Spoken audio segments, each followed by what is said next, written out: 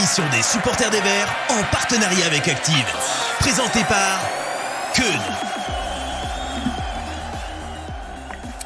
Et bonsoir tout le monde, bonsoir à toutes, bonsoir à tous, bienvenue dans ce numéro hors série du Synthé Night Club, le numéro 52 si je ne dis pas de bêtises. Alors, on va commencer tout de suite par poser un petit fait sur la table. C'est que pour l'instant on a des problèmes de connexion avec Alain Mercadier qui est notre invité du soir. On est très heureux de le recevoir, mais pour l'instant on a des soucis de connexion avec lui. C'est pour ça qu'on a lancé un petit peu tard et pour l'instant c'est pas encore réglé. Donc on va voir ce qui va se passer. Le problème c'est vu que c'est une semaine sans match, on avait vraiment prévu l'émission autour de lui. Je vais quand même présenter ceux qui sont avec nous pour l'instant. Donc à mes côtés ce soir pour l'instant on a un homme que l'on décrit comme très complet, possédant en plus de sa vitesse et de sa technique un sens du timing et une explosivité le rendant apte à jouer numéro 9. Attendez, je crois que je me suis planté. C'est la fiche de Randall Colomwani, pas celle de Joss Randall. Désolé, Cowboy, je me suis planté de fiche. Ça t'ira quand même? Oui, très bien. Bonsoir Ken, bonsoir à tous. Et on n'était pas si loin que ça en fait, parce que ouais. J'ai des aptitudes de tueur des surfaces. Bah, je suis allé voir sur la page Wikipédia de Randall Colomwani, voir si je trouvais des points communs entre vous deux pour faire la petite présentation. Et puis je me suis dit qu'en fait, la manière dont il était présenté te convenait à la perfection. Exactement. Et bonsoir au chat aussi, excusez-moi. Bien sûr, bonsoir à vous qui êtes là.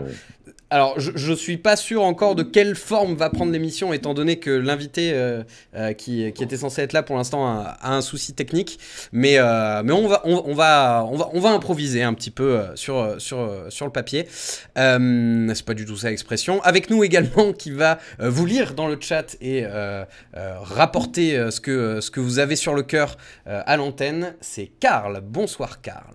Ouais, bonsoir Keun, bonsoir Joss, et bonsoir le chat. Écoutez, si vous avez des choses à dire dans le chat, on est preneur et on fera forcément remonter tout ce qui se passe, quoi. Dans tous les cas, on aura un peu de temps parce que c'est la. J'ai l'impression qu'on va avoir du temps, ouais. C'est la trêve internationale, donc on va avoir le temps de discuter de toute manière. Ça, le temps, c'est ce qui va nous manquer le moins. Et puis avec nous, alors. En plus de Alain Mercadier qui était censé être avec nous, on espère toujours que la connexion arrive à se faire, hein, je vous cache pas. On a Julien Béal qui est attaché de presse du projet Socios. Et donc l'émission de ce soir, on devait parler globalement un petit peu de la saison avec Alain Mercadier, parler de son passé de joueur, parler de l'actualité du club aussi bien sûr, et avoir une grosse partie sur le projet Socios que peut-être beaucoup d'entre vous connaissent, un projet qui a été monté il y a maintenant de cela 3 ans si je dis pas de bêtises et qui aspire à prendre des parts dans le club et faire en sorte que Saint-Etienne se rapproche un petit peu des systèmes de socios qui peut exister à l'étranger ou même en France. Donc voilà, on a un gros dossier là-dessus. Julien, on l'a entendu tout à l'heure pendant la préparation de l'émission, il était avec nous, donc j'imagine que même si Alain n'arrive pas à nous rejoindre, on pourra quand même faire cette partie sur les socios. Comment ça va, messieurs, déjà, Karl et Joss, comment vous allez? Eh ben, ça va très bien, donc ça va très bien. J'aime pas trop les trêves internationales, je trouve qu'on se fait un peu chier. Ouais. Mais en même temps, pourquoi t'as pas regardé le match de l'équipe de France? Parce que... Il y avait un ancien Stéphanois sur la pelouse. Ouais, mais j'étais pas motivé. Et par contre, à l'inverse, on a un beau week-end qui nous attend, avec un match super excitant. Un stade plein, toute l'équipe du Saint-Etienne Club qui sera là. Enfin, voilà. J'ai hâte, moi, d'être à la fin de semaine. Mais on peut faire un sondage dans le chat déjà pour commencer. Qui sera là samedi puisque samedi, on le rappelle, il y a Saint-Etienne-Marseille. Le match est annoncé comme probablement à huis clos pour le deuxième face au 18e. Et toute l'équipe du Synthé Night Club, ou presque, sera au stade ce samedi. Donc j'espère qu'on vous croisera. Qui dans le chat, là, à main levée, sera présent au stade déjà, parmi nous, Joss, toi, t'y seras. Ah bah oui, évidemment. Karl, t'y seras. Oui, bien sûr. Ouais. J'ai fait un petit sondage, du coup, tiens, parce que, bon, il faut bien faire Mumus, donc je suis là. Oui, je serai bien au match, ouais. Bien sûr. Guichet fermé, pas huis clos. J'ai vraiment dit huis clos? Non. Guichet fermé. Non, Non, j'ai entendu guichet fermé, moi. Ah ouais? Non, D'ailleurs, ça fait. Moi, j'ai pas souvenir de quand la dernière fois c'était qu'on était vraiment à guichet fermé. Oh, ça devait être pendant une Coupe d'Europe, peut-être Manchester United? Je sais pas, parce que là, c'est possible, ouais. C'est possible. Je sais pas, j'avais vu un record battu de 2019, je crois. Je suis plus sûr de ce que j'ai vu sur. Parce que même les derbies, même tous les derniers derbies, ils n'ont jamais été complètement à guichet fermé. Hein. Ouais, et je me dis peut-être la demi-finale de Coupe de France face à Rennes, où il y a l'envahissement de terrain à la fin. Encore, je suis pas sûr. Je sais pas, ouais. Ah Julien est de retour. Oui. Alors, on a fait tous les tests vendredi avec Alain, tout fonctionnait. Ouais. Et là, ce soir, on se bat. Okay. Parce que comme vous dites, on est en train de faire une Casarino. Tout fonctionnait vendredi et rien fonctionne ce soir. Ok, bon. Donc on fait un dernier test. Voilà, je fais un test. Alors en même temps, je suis avec vous, en même temps, je suis avec lui. Donc voilà. Avec un peu de chance, ça va finir par marcher. Eh ben, si jamais ça ne venait pas à fonctionner, j'espère qu'on trouvera une autre date pour pouvoir recevoir Alain Mercadier, qu'on apprécie, qui fait partie quand même de la légende des Verts. Et d'ailleurs, j'ai envoyé un petit message à mon grand-père, donc qui m'a transmis l'amour de l'AS Saint-Etienne, pour lui dire qu'on recevait Alain Mercadier ce soir. Pour lui demander s'il se souvenait de lui. Il me dit évidemment que je me souviens d'Alain, sobre, efficace, imperturbable. Donc ça nous aurait fait bien plaisir de le recevoir. Si jamais c'est pas possible ce soir, on recalera une date, ne vous inquiétez pas. Il y aura la possibilité de refaire ce genre d'émission. Mais tu es avec nous, Julien, donc quoi qu'il arrive, on aura cette grosse partie sur le projet Socios, et ça, c'est une bonne chose. Très bien. Eh ben, est-ce qu'on commencerait pas avec ça, du coup, messieurs? Je vous pose la question. Oui, pourquoi pas. On a le choix entre quoi et quoi, Ken? On a le choix entre commencer par ça. Entre commencer par ça et discuter de choses de rien pendant 20 minutes et après... Ah oui, parce que l'autre partie, elle était plutôt un échange avec Alain sur les Verts d'aujourd'hui, la saison, etc. Donc on va attendre qu'il soit là pour ça. Donc voilà. Alors attendez, déjà je vais commencer par changer le titre du stream. Hop. Ouais, du coup, sinon, pour répondre dans le chat, il y a 13 personnes qui vont au stade et 7 qui vont être devant la télé. Ok. Donc, ça fait une bonne proportion de gens au stade, c'est pas mal. Ouais. C'est bien. Bah, a priori, il reste quasiment plus de place sur le parquage. Il reste une petite dizaine de places à 50 balles. Bon. Donc, ça, c'est du sondage, Carlito. Hein. Donc, c'est plutôt pas mal. Comment ça, c'est des sondages? Ça, c'est du sondage sérieux, quoi. Ça, je veux dire. Mais tu m'étonnes, mais j'ai mis tout mon cœur. Hein. J'y ai réfléchi. C'est là où on sent que tu commences à une sacrée pointure. Allez, messieurs, on va commencer tout de suite. Julien Béal qui est avec nous. Donc, tu es l'attaché de presse du projet Socios qui a sur la S Saint-Etienne en ce moment. Avant qu'on commence à parler du projet Socios en lui-même, je voudrais que tu me donnes ton meilleur souvenir en Vert et ton pire souvenir en Vert. Ça va nous permettre de te connaître un petit peu mieux au travers de... Alors, mon meilleur, sans aucune hésitation, c'est le but de Bridonneau. Ah, champion. titre de champion en 2004. C'était le stade, c'était énorme. Pour moi, c'est quasiment les 20 minutes dans le stade où il y a eu la meilleure ambiance, meilleure que la demi-finale de Coupe de la Ligue. C'était incroyable. Et puis il y avait encore les grilles, et puis avec les COP sans les grilles, ça manque. Et je me permets de te couper, dans l'actualité, récemment, Frédéric Antonetti, en conférence de presse, avait parlé de ce moment-là en disant que c'était une fois où il avait vu le public gagner un match, parce que selon lui, sans le public, il y avait jamais ce but un peu irrationnel. Et on attend jamais Bridonneau marque un but comme ça. Ouais. Je pense qu'on peut tous le confirmer. Et ton pire souvenir en Vert? Mon pire souvenir, c'est la saison qui nous fait descendre. Parce que bon, j'ai 34 ans, donc j'ai un peu. C'est l'année des faux passeports, c'est l'année. Ouais. Toute cette année-là qui était catastrophique. Bon, j'espère que dans un mois et demi, je dirais pas mon pire souvenir, c'est cette saison. On va espérer que non. Mais justement, ton regard sur la situation actuelle vis-à-vis de ton pire souvenir de la descente, selon toi, cette saison, est-ce qu'elle ressemble à une saison de descente ou est-ce qu'elle ressemble juste à une saison stressante? La dernière saison de descente, ouais, c'est bon, j'arriverai à mettre dans l'ordre. La dernière saison de descente qu'on a connue, elle était différente parce qu'il y a eu beaucoup d'affaires avec les faux passeports, avec tout ça. Donc c'est pas comparable. Puis j'espère qu'on revivra jamais une saison comme ça.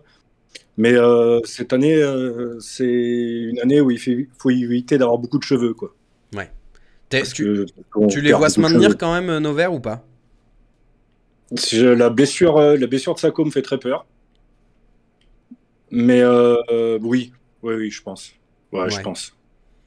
Bon, après, je miserai pas un mois de salaire. Mais je pense. De toute façon, on est obligé. On est obligé de se sauver. On est obligé. On va en parler quand on va rentrer plus dans les détails du projet Socios, mais on va beaucoup parler d'économie et il y a beaucoup de choses qui sont liées au maintien ou pas de la SSO en première division, ça c'est sûr. Est-ce que tu pourrais nous faire une présentation rapide déjà du projet, nous expliquer dans les grandes lignes ce que c'est, parce que je pense que tout le monde ne connaît pas sur le chat, et puis après on va rentrer avec Joss un peu plus dans les détails, on va te poser des questions, et bien sûr on a du temps pour en parler du coup, donc vraiment dans le chat, si vous avez des questions, il n'y a pas de questions bêtes, si vous avez des questions générales, si vous avez des questions précises sur ce projet, posez-les dans le chat et on essaiera de les retransmettre. Alors on t'écoute pour une présentation rapide du projet. Alors déjà, pour commencer, la naissance du projet date du dernier trimestre de l'année dernière, avec Thierry Simonet, qui est le président du collectif, et 4 autres personnes. Moi, je suis arrivé beaucoup plus tard, je suis arrivé au mois de janvier. Et l'objectif est simple, c'est réunir des fonds pour entrer dans le capital et racheter des parts de l'AS Saint-Etienne, pour avoir un siège, donc là, dans l'organisation, parce que certains clubs s'organisaient différemment. Chez nous, à l'AS Saint-Etienne, on a le conseil d'administration et le conseil de surveillance, mais c'est avoir un siège dans un, voire les deux, dans les deux conseils qui gèrent l'AS Saint-Etienne. Ok. Voilà. Tu m'as dit de faire court. J'ai fait court. C'est parfait. C'est parfait. N'hésite pas aussi, hein, Joss. Je l'ai dit au chat, mais ça vaut pour toi aussi. Oui, mais moi, je préfère écouter un peu la présentation. Après, j'ai plein de questions à poser. Ok.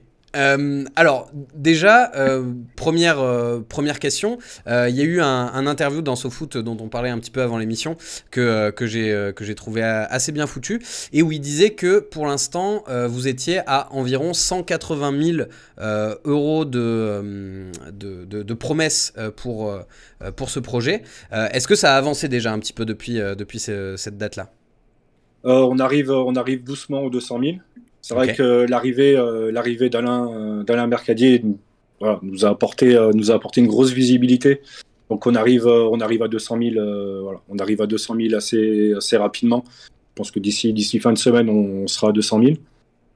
Donc c'est le premier palier, c'était l'objectif. Voilà, c'était l'objectif avec l'arrivée d'Alain. Et puis l'avantage d'avoir quelqu'un comme Alain, c'est qu'il connaît beaucoup de monde. Et voilà, il nous donne beaucoup de numéros de téléphone, ce qui nous permet d'arriver à avoir beaucoup de contacts à la génération 16-17, comme ils disent. 16-17, c'est pas mal. Moi, j'ai une première question à ce niveau-là. L'idée, c'est peut-être de le faire de manière un peu interactive, c'est-à-dire que d'intervenir avec nos questions pendant la présentation. Julien, projet Socios, je crois que tout le monde aime ça, en fait, l'idée. C'est une belle idée, c'est noble. On a tous envie d'un collectif rassemblé autour de la passion, avec l'idée de pouvoir un jour ou l'autre faire partie de la vie du club. Maintenant, moi, je vois pas mal d'écueils sur la route, et je pense que je suis pas le seul, donc j'avais envie de savoir si vous les voyez comme nous, et si oui, comment vous pensiez les contourner. Le premier écueil, c'est, comme toujours, le pognon. Ceux qui me connaissent savent qu'une de mes citations préférées, celle de Jean Gabin dans le Pacha. Quand tu parles pognon, à partir d'un certain montant, tout le monde écoute. Vous avez fixé, d'après ce que j'ai pu lire, la barre de votre crédibilité financière. Alors, moi, j'ai lu plusieurs choses. Tu vas peut-être pouvoir nous préciser ce qu'il en est. Entre 2,5 millions et 5 millions d'euros d'apport. J'ai deux questions. Pourquoi vous avez fixé cet objectif? Comment? Pour faire quoi? Ça correspond à quelle part de l'equity? Ça correspond à quel calcul? Et deuxièmement, peut-être plus important, c'est comment on fait pour passer de 200 000 en promesse de dons en 4 mois, 5 mois, à 2,5 millions ou 5 millions, parce que la marche me paraît super haute. Alors déjà, on a un premier palier, le premier palier psychologique, et à partir de là, on sera pris au sérieux par beaucoup de personnes, au sein du club et au sein des potentiels repreneurs. C'est la barre des 1 million. Alors, très clairement, le premier objectif, c'est la barre des 1 million. Et puis, comme on dit, quand on passe devant un resto et qu'il n'y a personne dans la salle, on s'y arrête pas. Et quand on passe devant un resto et qu'on voit que la salle qui est quasiment pleine, on s'y arrête. Et c'est exactement la même logique. Voilà, c'est plus on aura, le monde attire le monde. C'est vrai, ça marche aussi voilà. Dans les projets de financement participatif où plus on se rapproche de l'objectif, plus les gens ont tendance à donner. Ça, c'est voilà, exactement. Et puis après, c'est aussi notre crédibilité. Voilà, c'est le rôle de la cellule juridique qui fait un boulot de fou. Voilà, voilà. On a des très bons avocats qui bossent avec nous sur la création de la structure, parce que pour le moment, on est une association. Mais voilà, l'objectif, c'est de monter une société commerciale pour pouvoir réellement récolter l'argent et puis monter en force sur ce dossier-là. La mode est aux sociétés commerciales, visiblement. Je reviens sur ce que tu disais, Joss. Tu parlais de... Ça répond pas à la question quand même. De quoi ?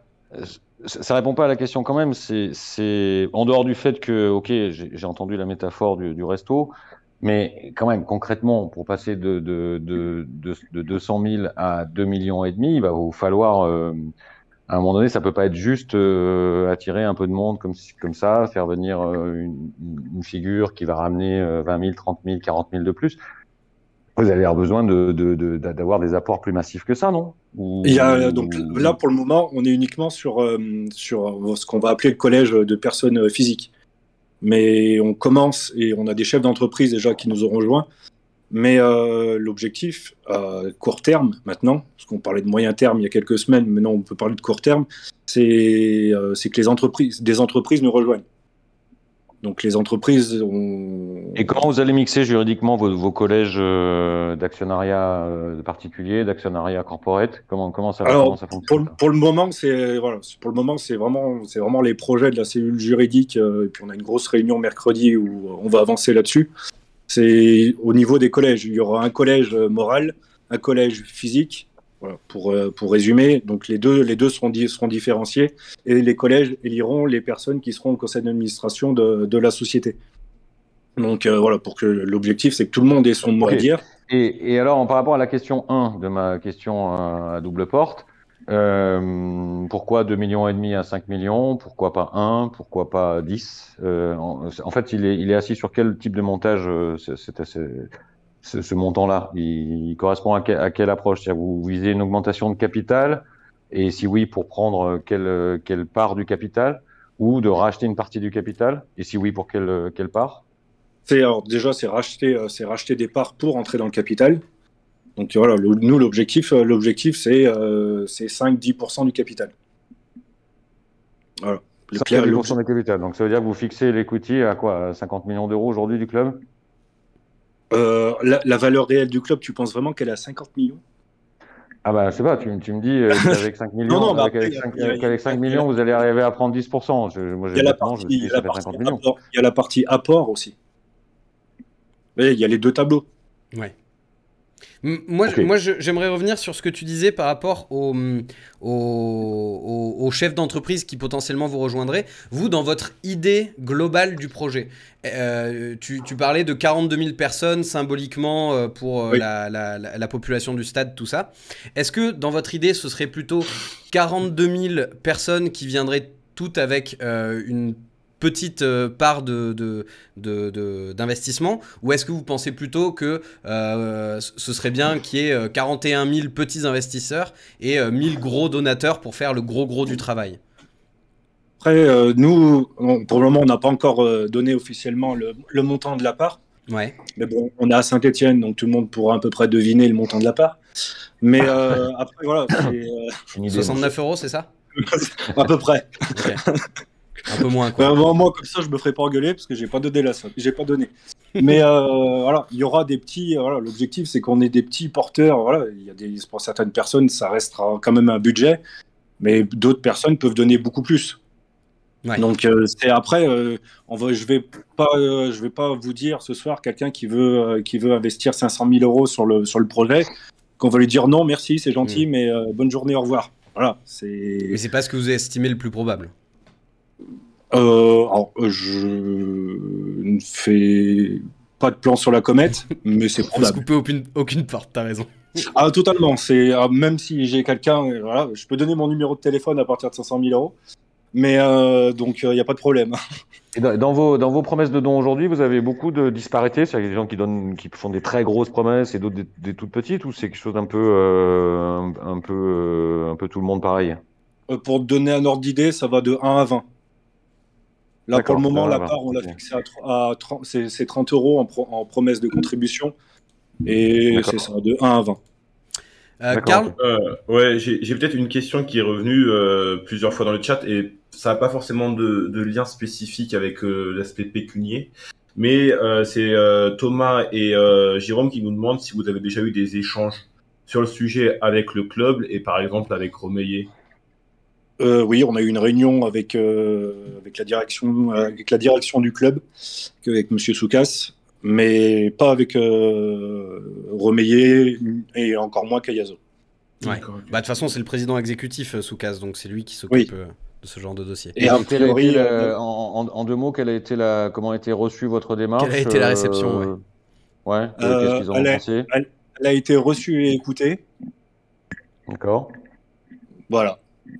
On n'a pas. Après, voilà, il y a beaucoup de choses qui sont dites lors de ces réunions qu'on peut évidemment, voilà, on en dit le minimum, ce qui est logique. Ouais. Mais elle a été reçue, longuement écoutée. Voilà, elle a duré quasiment 2 heures. Donc, s'ils n'étaient pas du tout intéressés et qu'ils nous recevaient uniquement par principe, ça n'aurait pas duré aussi longtemps. Donc, et puis je sais que Monsieur Romeyer entend parler très souvent du projet, donc c'est bon. On va pas dire que la porte est ouverte. On va pas avoir cette prétention-là à l'heure actuelle, mais les contacts sont faits. On est écouté et entendu.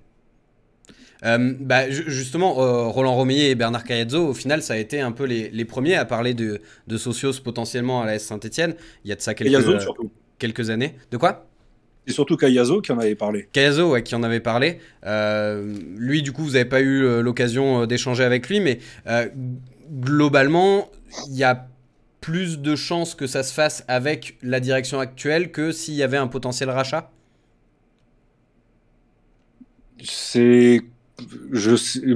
Tout dépend du potentiel racheteur. Ouais. Voilà, comme on dit, si c'est un milliardaire... j'allais dire russe, mais non, peut-être pas éviter de dire russe. Mais saoudien, ça va être compliqué. Voilà, donc sur les autres projets de rachat, il y a aussi Olivier Markarian qu'on a. Voilà, de toute façon, maintenant, c'est de notoriété publique vu que c'est sorti dans la presse, qu'on a rencontré longuement, avec un projet entre guillemets local, que ce soit Olivier Markarian ou un autre. Hein, il y en a d'autres. Le dossier est plus simple. Tout dépend du repreneur. J'ai une question justement qui est pertinente, qui tombe à pic, comme l'Imagers, pour ceux qui connaissent. Par rapport à votre projet, c'est quoi l'actionnaire idéal, le nouvel actionnaire idéal? Bon, on se place dans l'idée que le club va être vendu un jour ou l'autre, en juin, dans 2 ans, dans 5 ans. Pour vous, le bon actionnaire pour intégrer un projet comme le vôtre, il a quel profil aujourd'hui? Il a tous les profils. Ça peut être un milliardaire saoudien qui voit de très bon augure à avoir des socios dans son club pour après pour la partie marketing, pour la partie retour terrain, pour la partie toute cette partie de la voix des supporters. Donc ça peut. Est-ce que vous pensez pas justement, moi je me mets dans la peau d'un investisseur à forte surface financière qui vient de l'étranger, par exemple. Est-ce qu'il ne pourrait pas considérer une espèce de collectif d'amoureux des Verts, un peu comme une épine dans le pied, surtout à un moment où le contexte, le timing n'est pas forcément le bon. Enfin, vous êtes forcément associé d'une manière ou d'une autre au supporterisme au sens large, au sens de la passion pour un club. Et c'est vrai que cette année, il y a quand même eu pas mal de mou dans la corde à nœuds à ce niveau-là. Je suis étranger, j'arrive là-dedans, j'ai vu tout ce qui s'est passé dans les stades, etc. Je vois arriver un collectif comme ça. Est-ce qu'il n'y a pas un risque qu'ils disent ah non, ça va plutôt être un frein qu'une aide?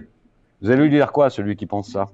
J'ai envie de dire oui et non, parce que du coup, même voilà, on repart sur, voilà, sur un milliardaire qui fait rentrer les socios dans le capital du club en termes d'image. Parce que du coup, à Saint-Etienne, ça risque d'être assez compliqué pour lui, parce que c'est pas l'état d'esprit, et puis c'est pas l'état d'esprit du peuple stéphanois, d'avoir un milliardaire qui arrive à Saint-Etienne. Donc par rapport à son image à lui et par rapport à l'acceptation de son projet et de sa personne auprès des supporters, je pense que ça peut être extrêmement intéressant pour lui. Mais alors du coup, tu n'as quand même pas répondu à la question. Vous, si vous deviez choisir le profil, bon, il y a 5 investisseurs et c'est toi qui choisis, Julien. Il n'y a pas de problème. Tu préférerais justement alors, allez, on va théâtraliser un peu, on va prendre les extrêmes pour simplifier. Plutôt celui qui a beaucoup de pognon, qui va investir, qui va faire grandir le club d'un point de vue économique et financier, avec des achats plus importants, des joueurs de meilleur niveau, etc. Ou à l'inverse, un projet qui, on va dire, qui est peut-être plus proche d'une économie locale, avec moins d'investissement, mais quelque chose de plus ancré. Exemple Marc Arion, même si moi les lignes de son projet je les connais pas. Vous vous sentirez mieux avec quel type de propriétaire à Saint-Etienne? Tout dépend du projet, parce que c'est bien beau d'avoir des milliards et des milliards, mais s'ils sont investis n'importe comment, s'il n'y a pas de direction sportive, s'il n'y a pas de politique sportive, les milliards ils servent à rien. Il suffit de voir Paris qui investit des dizaines. Oui, maintenant, je pense quasiment des dizaines de milliards depuis qu'ils sont arrivés, à part gagner la Ligue 1, et encore pas tout le temps, ils n'ont rien gagné d'autre. Donc il y a le projet sportif, et puis il y a déjà l'investisseur en lui-même, et puis il y a tous ceux qui vont tourner autour. Et tous ceux qui vont tourner autour, c'est quasiment c'est même le plus important. Donc c'est une question de projet. Il n'y a pas que la partie financière. De toute façon, dans le foot, s'il n'y avait que la partie financière, Paris aurait déjà gagné 4 Ligues des Champions. Donc, c'est le projet que l'investisseur amène au club, c'est les personnes qui l'amènent au club, et c'est sa vision à moyen long terme. Mais par exemple, avec que ce soit Monsieur Marc Arian ou quelqu'un d'autre, si le projet est complètement bidon, qu'il n'y a aucune vision à moyen long terme, il y a aussi la partie économique, la vision économique, parce que voilà, on parle d'argent de personnes qui ont gagné cet argent. Donc, je pense pas qu'il y en ait beaucoup qui ont envie de balancer des quelques dizaines de millions d'euros par la fenêtre.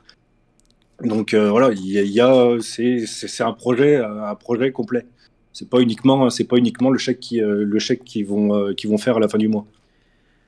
Alors, du coup, je me permets de revenir un peu plus concrètement sur le projet Socios. Qu'est-ce que ça apporterait concrètement pour le club que des investisseurs supporters du club aient une part de décision dans le conseil d'administration? Selon toi, sur quoi ils pourraient influer, sur quoi ils pourraient jouer? Concrètement, qu'est-ce que ça apporterait? Est-ce que tu peux nous donner quelques points sur lesquels il y aurait un impact? Je pense très clairement pour l'image du club. Ouais. Ce que ça peut apporter à l'image du club. En France, c'est très peu développé, mais très clairement, je pense que si on va rester sur Romilly et Cayazo, voilà, le club est pas vendu et on rentre dans le capital avec Romilly et Cayazo, c'est des sponsors. C'est très clairement des sponsors par rapport à l'image qui vont apporter au foot. Okay. Et qui changent du tout milliardaire. Donc il y a la partie image que ça peut rapporter sur cette partie-là, financièrement. Parce de toute façon, on en revient encore en même. La partie financière est assez importante. Parce que dans l'article sur SoFoot, la personne qui parlait du projet disait aussi notre ambition, c'est d'apporter des solutions, une amélioration sur la relation entre le club et sa base, sur l'expérience de match, les actions caritatives. En fait, on veut simplement défendre l'identité et les valeurs de notre club. Et quand j'ai lu cette phrase, moi, je me suis posé une question que je te pose aussi à Joss et que je te pose aussi, Karl. C'est quoi, et que je vous pose aussi dans le chat, qu'est-ce que c'est les valeurs du club de Saint-Etienne? Parce que c'est quelque chose qu'on entend souvent dans le foot pour plein de clubs différents, les valeurs du club. Mais moi, je saurais pas dire ce que c'est les valeurs du club de Saint-Etienne en soi. Parce que c'est des valeurs. Je sais pas si vous m'entendez, moi, parce que j'ai eu un problème de connexion. Je sais pas si vous m'entendez. Oui, on t'entend. Si, on t'entend. Décidément ce soir. Ouais. Oui, non, je posais la question de l'identité et des valeurs du club. On parle souvent de ça. Est-ce que vous sauriez définir quelles sont les valeurs du club de l'AS Saint-Etienne? Bah, par exemple, moi, dans le chat, là, j'ai quand même deux, trois mots. Il y a la solidarité et l'entraide. Ouais. Je pense que notamment ça passe par l'association Cœur Vert, mais aussi par toutes les démarches, les démarches mises en place par des groupes de supporters de Saint-Étienne. Il y a aussi le mot le partage, la passion. Il y a Arthur qui dit être économe et voilà. Donc oui, il y a ces mots-là qui reviennent déjà pour l'instant. Ok. Et puis je pense très clairement, la valeur, c'est samedi, il va y avoir 41 000 personnes dans le stade, alors qu'on est relégable. C'est vrai. Je pense que rien que ça, c'est une sacrée valeur. Parce que moi, je trouve le sujet assez large, parce que par exemple, moi, je me souviens très bien du moment où l'AS Saint-Etienne avait mis des panneaux solaires sur le toit de Geoffroy Guichard, et je m'étais dit, ah purée, ils sont écolos, c'est cool. Ça pourrait être une des valeurs du club aussi, par exemple. Mais est-ce qu'on considère que c'est une valeur du club ou pas? Qui les met sur un papier et dit ça, c'est les valeurs du club? C'est ça qui m'intéresse. Les valeurs du club, pour moi, elles s'ancrent sur deux choses. L'histoire de la ville, déjà, qui est une histoire difficile en termes industriels, en termes de vie économique, qui a généré justement toutes ces valeurs de solidarité, d'entraide, etc. Puis après, sportivement, elle s'écrit dans l'histoire des années 70. Et l'histoire des années 70, elle est à l'image de la ville, c'est-à-dire qu'on part avec une équipe qui n'est pas programmée à l'origine pour jouer ce rôle-là, et qui, par des valeurs qui ne sont pas uniquement des valeurs de qualité footballistique, est arrivée à écrire une histoire de dingue. Pour moi, les valeurs, elles sont là, et c'est sûr que si demain le projet peut aider à retrouver ces valeurs-là, ça serait formidable. Après, n'oublions pas que le foot a quand même vachement changé. La corrélation du potentiel économique avec le reste de l'histoire footballistique, elle est nette aujourd'hui. Donc, ça serait difficile de réécrire la même histoire. Arriver à en écrire une en parallèle qui aurait un peu cette gueule-là, ça serait formidable. Si le projet Socios peut aider à ça, je trouverais ça super, en fait. Voilà. Après, puisque vous évoquiez ça tout à l'heure, j'avais une question à poser, moi, c'est... Julien, le projet arrive au bout, vous entrez dans la place. Votre première, j'allais pas dire votre première décision, puisqu'on entend bien que vous serez dans une approche minoritaire, mais votre première proposition pour le club aujourd'hui, ça serait quoi? Alors très clairement, c'est... Vous êtes à la table du conseil d'administration, là, tour de table. La première proposition pour les 3 ans à venir, c'est quoi? Pour les 3 ans à venir, déjà, je pense qu'une des choses importantes, et puis dans l'interview SoFoot, c'est clairement écrit, c'est l'expérience match. Je ne sais pas si vous avez été allé voir des matchs dans plusieurs stades français ou étrangers. Saint-Etienne, il faut dire ce qui est, hein, c'est pitoyable. Voilà, il n'y a pas d'animation autour du stade. Heureusement qu'il y a les food trucks là où on peut aller boire une bière, mais c'est tout. Il n'y a rien. Il y a un parvis qui est sympa depuis que le stade a été rénové. Il y a une ambiance générale dans le stade qui est géniale, qu'on soit dans les COP ou à Henri Point ou à Foran. Mais voilà. Concrètement, ça veut dire développer un petit peu la vie autour du stade et pendant le match. Il faut le développer, et puis même pendant la mi-temps. Je crois que c'est une excellente idée, ça, moi. Ouais. C'est une excellente idée, et force de proposition, vous proposeriez quoi au club d'investir dans quoi, comment vous la voyez, l'animation autour de Geoffroy Guichard demain? Alors ça, pour le moment, je t'avoue qu'il y a pas, il y a des idées, on échange sur pas mal de projets, mais on n'a rien de défini. on sortira très clairement des propositions très rapidement par rapport à ça, que ce soit sur l'avant-match, la mi-temps. La mi-temps, c'est catastrophique. Et même l'après-match. Bon, après l'après-match, après une défaite, c'est un peu compliqué de faire des animations. Mais voilà, il y aura des choses concrètes qui vont sortir, qui sont travaillées. Voilà, je peux rien dire pour le moment encore. Mais voilà, les choses sortiront très vite. Mais voilà, c'est réellement améliorer l'expérience match à Geoffroy Guichard. Après, moi, je fais juste remonter 2-3 petites choses. Il y a Magic Power qui nous dit il y a des petits bonhommes verts avec des gros ballons gonflables aux alentours du stade les jours de match. Ouais. Il y a Rutra qui nous dit oui, mais enfin selon lui du coup, oui, mais on va au stade pour la bière et le foot, pas forcément pour le speaker. Il y a Jupra qui est d'accord avec ça et qui dit l'expérience de match, c'est pas forcément dans la mentalité stéphanoise justement. Et Arthur qui dit bon après s'il y a des pom-pom girls, je dis pas non. Ils ont essayé de le faire sur Geoffroy Guichard il y a quelques années. Et sinon, il y a Sam Crow qui nous dit j'adore le fourgon à raclette. Et Hervé qui nous dit meilleur food truck, le Gaga Burger. Ouais. Voilà. Pour les pom-pom girls, je suis pas sûr que la fascination de la femme objet fasse partie des valeurs stéphanoises que j'ai très envie de mettre en avant personnellement, mais ça, ce n'est que mon avis. Moi, je dis que le meilleur food truck, c'est la truffade de mon gars sûr de l'Aubrac, Hervé. Il n'y a pas de doute, il y aura pas mieux. Hein. Je voulais te poser une question aussi. Il y a un moment où je lisais une autre interview sur le sujet et vous disiez que votre modèle de socios à vous, c'est plus le Bayern que Barcelone. Et j'avoue ne pas connaître exactement les nuances entre les deux projets. Est-ce que tu pourrais nous dire pourquoi plus Bayern que Barcelone et quelle est la différence entre les deux ? Le Bayern, donc c'est ce qu'on appelle le 50+1. Voilà, ouais. Il y a une partie sociaux, c'est la partie entreprise. Donc voilà, c'est cette partie-là, comme j'en parlais, en termes au niveau des sociaux, ça sera divisé comme ça. Okay. Il y aura la partie personne morale et la partie personne physique. Et alors qu'au Barça, par exemple, c'est 100% sociaux. Ok. Il n'y a aucune entreprise qui est sponsor après. Ouais. Après, c'est les sponsors. Bien sûr. C'est différent. Les sponsors ne sont pas propriétaires, de l'équipe, contrairement au Bayern. Ok, c'est intéressant ça. Est-ce que vous avez... N'hésitez pas aussi dans le chat, si vous avez des questions, on les fera remonter. Par rapport à... On parlait un petit peu du fait que, quoi qu'il arrive, votre projet sera conditionné par la vente ou pas du club. Je rappelle que dans l'actualité, quand même, on a un petit peu de temps, donc autant en parler.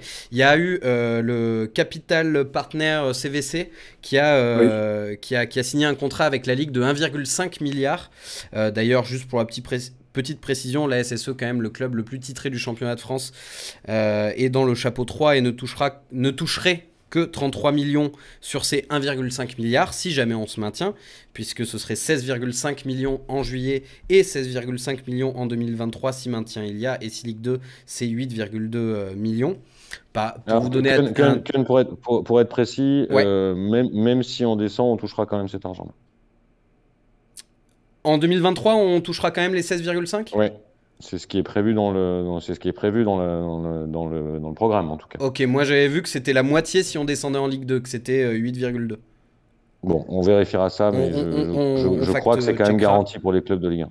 Tout à fait. Je tiens quand même juste à préciser que pour Paris, ce serait 200 millions, ce qui prouve qu'on est toujours dans une société où on aide toujours plus les riches que les pauvres. Mais ceci étant dit, avec cet apport pour la SSE d'une trentaine de millions d'euros, est-ce que vous voyez, et là je vais plus vous demander quelque part votre ressenti qu'une info véritable, parce que je pense que personne ne le sait, est-ce que vous pensez que la direction actuelle, enorgueillie de ces 30 millions durement acquis, va vouloir rester pour au moins une saison de plus ? Sachant que les 16 millions, a priori, vont juste servir à rembourser les crédits qui sont en cours. Donc, c'est même pas de l'investissement, c'est juste du remboursement de crédit. Ouais. Donc, ces 16 millions ne seront pas du tout investis sur un donc, toi, potentiel prochain mercato. C'est pas un argument pour Roland Romeyer et Bernard Caiazzo de rester à la tête. Ce serait au contraire une bonne manière de purger les dettes avant une vente. On ne parle pas des dizaines de millions d'euros que Mediapro représentait. C'est par rapport à au projet incroyable que tout le monde a cru Mediapro, ça n'a strictement rien à voir. C'est pas du tout les mêmes montants. Ouais. Donc, c'est 16,5 millions d'euros dans le milieu du foot actuel. Bah oui, tu fais pas grand-chose, tu vas pas hyper loin. Bah surtout quand c'est juste pour rembourser les crédits. Et puis a priori, c'est ce que le club a déjà communiqué. Hein. Ouais, pour combler le déficit structurel. Joss, toi de ton côté, t'en penses quoi? Je n'ai pas encore une religion très établie là-dessus. Je ne crois pas que si les actionnaires restent dans une logique de vente, je ne crois pas que cet apport est un apport en cash, mais en one shot, change fondamentalement la donne. La vraie question, c'est quel est le moteur de vente? Est-ce qu'ils sont vraiment décidés à vendre? Si oui, à qui? Et sinon, s'ils sont décidés à rester, pour faire quoi? Je suis pas sûr que cet argent qui finalement représente assez peu sur un moyen terme change quoi que ce soit à la donne. La vente, elle aura lieu si les actionnaires ont réellement envie de vendre et si les propositions qu'on leur fait leur conviennent. C'est juste ça. C'est ce que dit Hervé dans le chat. Je le rappelle, pour une vente, il faut un vendeur et un acheteur. À l'heure actuelle, je pense que nous n'avons ni l'un ni l'autre. Sinon, j'ai une question de Thomas qui nous dit, enfin, c'est pas vraiment une question, mais c'est une remarque. Il dit, moi, ce que j'ai du mal à comprendre, c'est comment arriver à contenancer des personnes qui mettent plus et qui veulent légitimement plus la parole, du coup, et de la prise de décision, et ceux qui mettent moins, les 30 € minimum, par exemple. Comment départager ceux qui mettront plus d'argent que d'autres? Est-ce qu'il y a cette logique de grade et donc de statut ou pas du tout? Alors ça, c'est directement une question juridique par rapport à l'organisation. Mais voilà, par rapport au collège, il y aura trois catégories dans chaque collège. Donc, on va parler sur toutes les personnes physiques qui vont contribuer. Par exemple, de 1 à 10 parts, ils seront dans un collège, de 10 à 50 parts un autre, et plus 50 parts un autre. Ce qui est logique, c'est que plus les personnes mettent une mise élevée, plus ils achètent des parts, plus ils aient un représentant qui a de l'impact. Voilà, c'est tout à fait logique. Voilà, on va dire sur le 1 à 10 parts, ça va représenter à peu près 35-40% du package. Donc eux, ils auront un représentant. Le deuxième va représenter 20-25, ils auront un représentant, et le troisième représentera 10%, ils auront un représentant. Voilà, c'est logique que ceux qui donnent plus aient plus de voix dans le conseil d'administration de la future société. Ok. Joss, est-ce que tu as encore une question par rapport aux projets socios? Ouais, j'en ai même deux, moi. Je t'écoute. Alors, il y en a une, c'est parce que moi, je suis un peu buté, mais je trouve qu'on a répondu qu'incomplètement à cette crainte que j'ai. Cette double crainte qui est, parce qu'une fois encore, moi j'espère que ça va marcher, hein, vraiment, qui est celle du timing, qui est là encore une question à double porte. Est-ce que c'est le bon timing? Par rapport à l'histoire actuelle du club, sa trajectoire économique, cette possibilité de vente, etc. Mais est-ce qu'il n'y a pas un phénomène un peu d'étau, c'est-à-dire pas encore cela, mais pas, enfin plus cela, mais pas encore les autres, puisqu'on les connaît pas. Et toujours par rapport au contexte général autour qu'il y a dans le monde du foot aujourd'hui, cette défiance qu'il peut y avoir par rapport à ce que peut représenter un supporter. Est-ce que vous pensez pas que le timing peut poser question? Timing, on est à la fois sur le pile poil le bon timing, parce que ça fait quand même quelques années qu'on parle de la vente du club et que ça va bien finir par arriver. Donc on est pile poil dans le bon timing pour rencontrer les potentiels repreneurs. Donc vous dites on se prépare, quoi. On se prépare pour être prêt à appuyer sur le bouton le jour où les projets commencent à sortir, quoi. Voilà, si le club est revendu. Et puis si le club n'est pas revendu cette année, je pense que le duo, on va l'avoir encore pendant au moins 2-3 ans. Alors justement, c'est une bonne question, ça, Julien. Imaginons que la vente ne se fasse pas, qu'on en reprenne pour 1 an. Comment vous gérez, ne serait-ce que votre énergie, votre construction de projet, garder tout le monde concerné, etc., pendant encore 1 an, l'idée de pouvoir enfin accéder à des discussions avec un futur repreneur. Vous vous sentez prêt à ça? Si ça dure encore 1 an, 2 ans, par exemple? C'est du travail de fond. De toute façon, ça sera un marathon jusqu'au moment où on signera. D'accord, ok. Vous êtes préparé à ça, quoi? Oui. Ah oui, okay. Oui. Là, après, c'est vrai qu'on est dans un très, très gros rush en ce moment où Voilà, heureusement qu'on est une trentaine pour bosser sur tous les dossiers et surtout sur la partie juridique. C'est vrai que j'insiste beaucoup sur la partie juridique, qui est pas du tout ma commission, mais voilà, j'insiste beaucoup là-dessus où ils font un boulot énorme. Mais voilà, c'est un travail de fond. Et donc pour vous, pas de risque d'essoufflement à terme en attendant que ça puisse se faire, etc. Ou vous pensez que vous allez arriver à garder toutes les énergies focus sur le projet, même s'il doit prendre 3 ans avant de voir le jour? On a des nouvelles personnes donc, du coup, qui nous rejoignent dans l'organisation, dans le collectif, très régulièrement. Donc ça permet d'apporter un souffle nouveau, ça permet d'apporter un regard nouveau, et puis voilà, de remotiver les troupes en permanence. Et puis après, il y a là aussi ce qui permet de motiver beaucoup, autant les contributeurs que nous dans le collectif.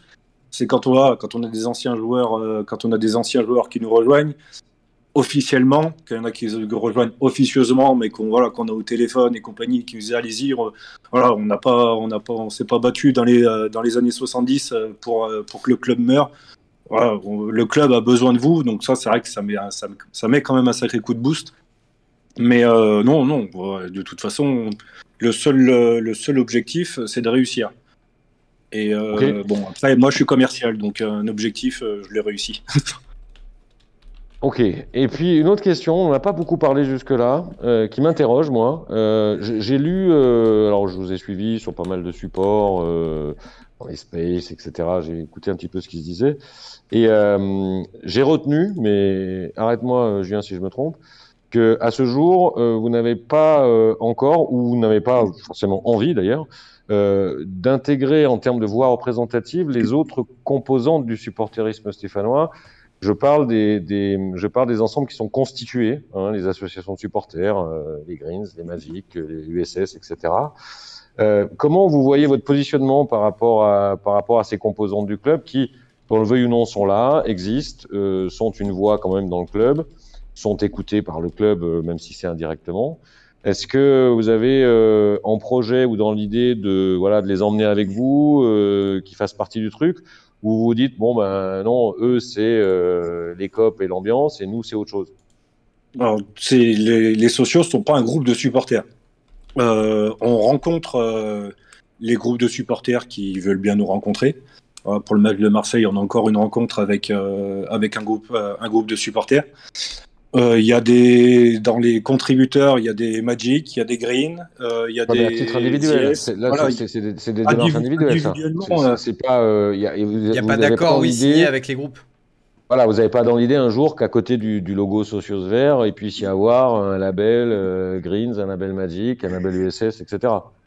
À ce jour, il n'y a rien. Il y a des discussions avec certains groupes. Mais après, dire qu'à côté du projet Socios, il y a le logo des groupes de supporters. Les groupes de supporters soutiendront peut-être le projet, mais que les groupes de supporters soient dans l'organigramme, à ce jour, c'est pas dans le projet. C'est pas dans le projet. Et alors, le projet peut évoluer, hein. C'est fait pour. Hein.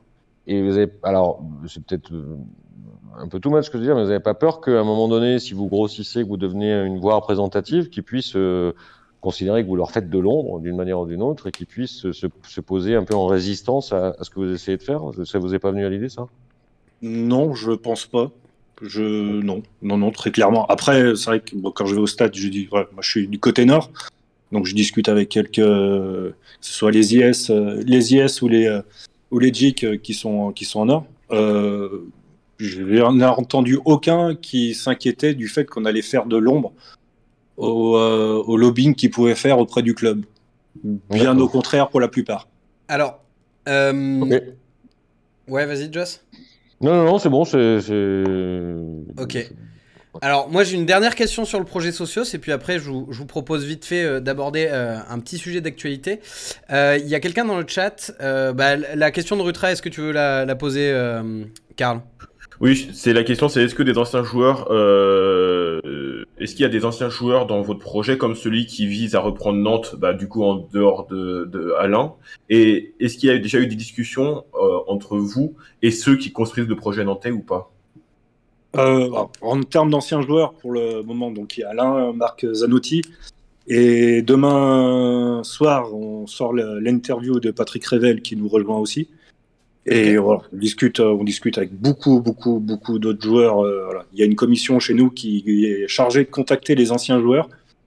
Et puis je vous avoue que l'arrivée d'Alain Mercadier joue beaucoup parce qu'il a un joli répertoire quand même. Voilà, quand on pense à nos grands-parents, on aurait bien aimé. Enfin, moi j'aurais bien aimé qu'il y ait mon grand-père qui soit encore en vie pour qu'il voit les personnes que j'ai au téléphone.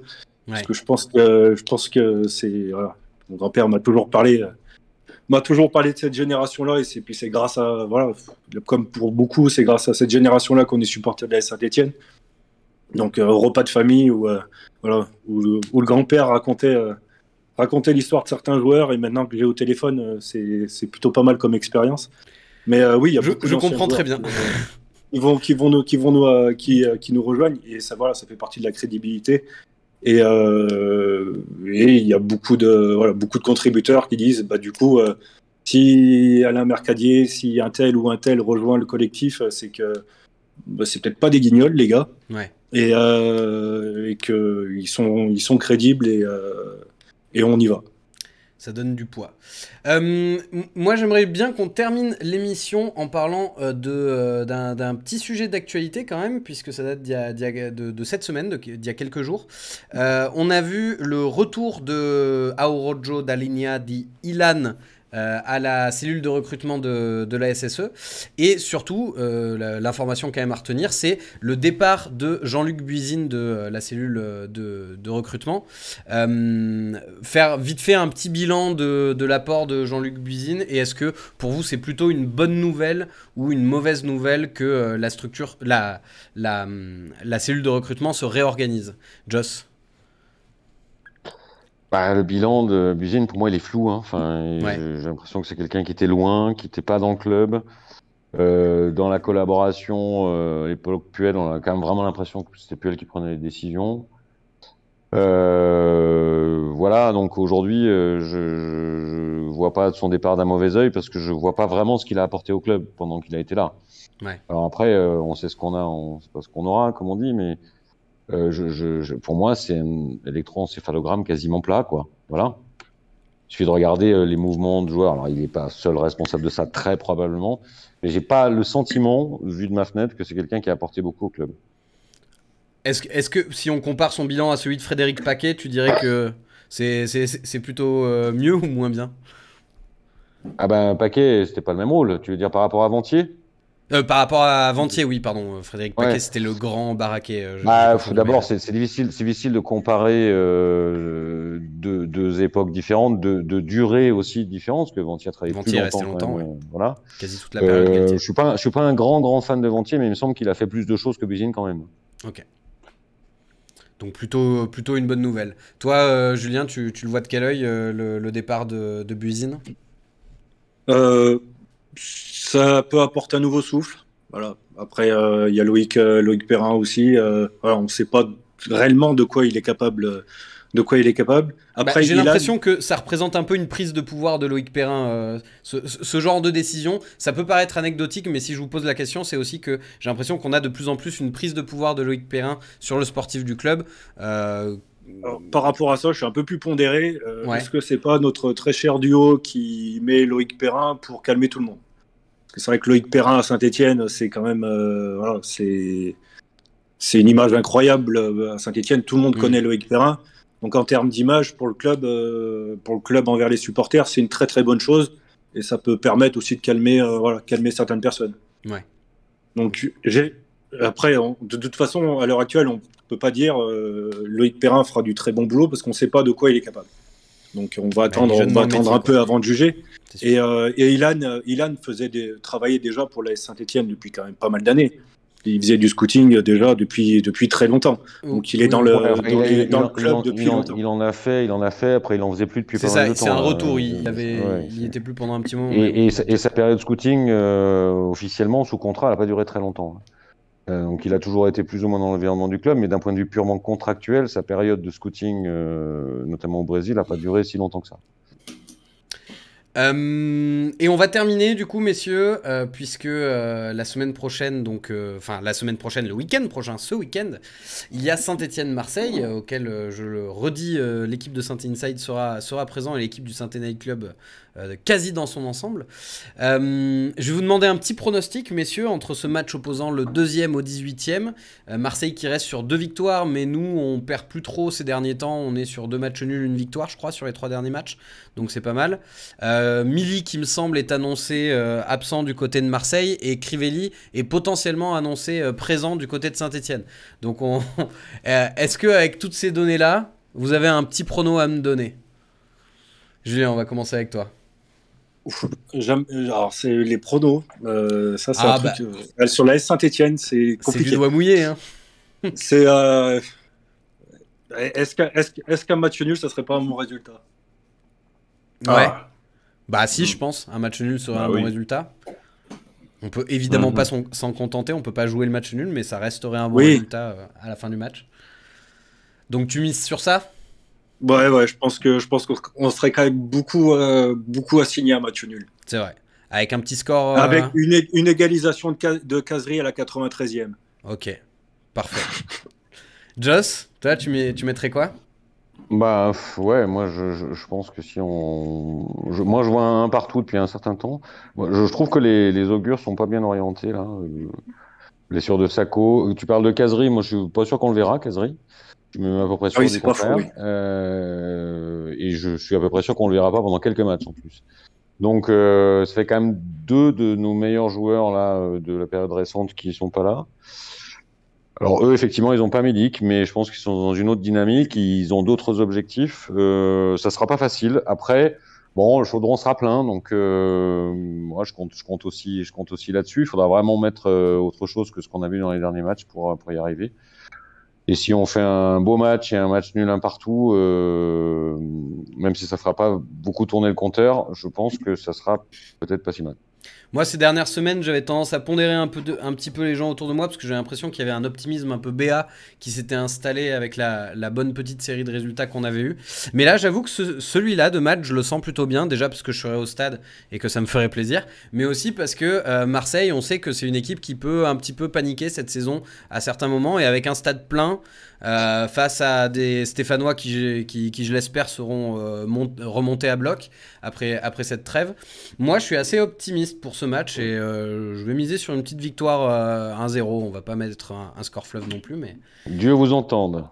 Mais cela dit, par contre, à l'inverse, si je me trompe et qu'il y a une victoire, là, je commencerai à être vraiment, vraiment confiant pour le maintien. Ah bah, une victoire face à Marseille, ça ferait un énorme bol d'air, c'est sûr. Ouais. Karl, qu'est-ce que ça donne le chat? Et toi, bien sûr, donne-nous aussi le chat. Je vais d'abord donner celui du chat. Du coup, plutôt de l'optimisme dans le chat. Je vois beaucoup de 2-1. Je vois un nul de Thomas. Je vois une victoire 3-1 de Tommy avec Nordin x2 et Crivelli. Il y a Arthur qui nous dit 2-0 avec un contre son camp de Guendouzi. Il y a Jérémy qui est le seul pessimiste et qui nous voit perdre 1-2. Ouais. Et donc, bon, du coup, moi, c'est le but de Sampaoli de la tête qui t'a fait rire? Oui, c'est débile. Bon, du coup, moi, je trouve qu'il y a pas mal de buts chaque fois entre Marseille et Saint-Étienne, donc je vois bien une victoire de Saint-Étienne, évidemment, comme à chaque fois.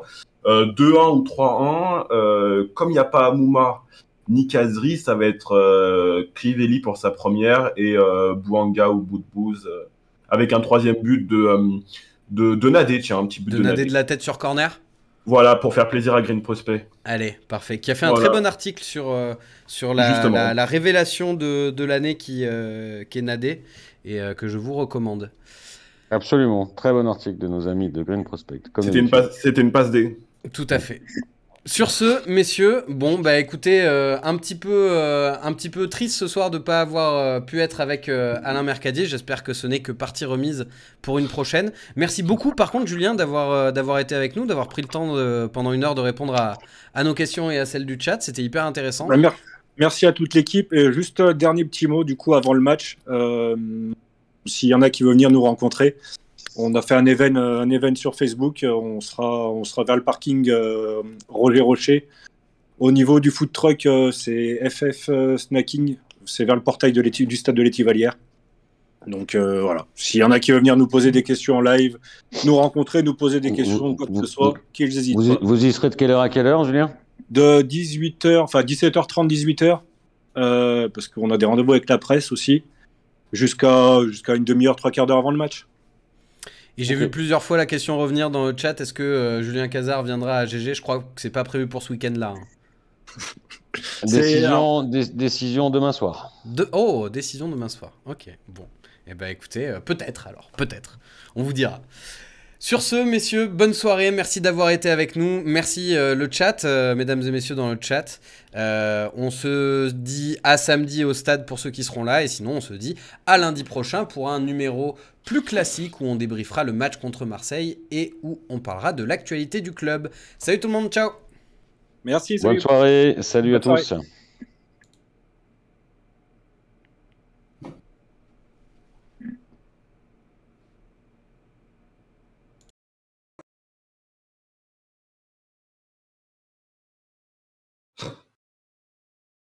On est encore en ligne là, Ken, ou pas?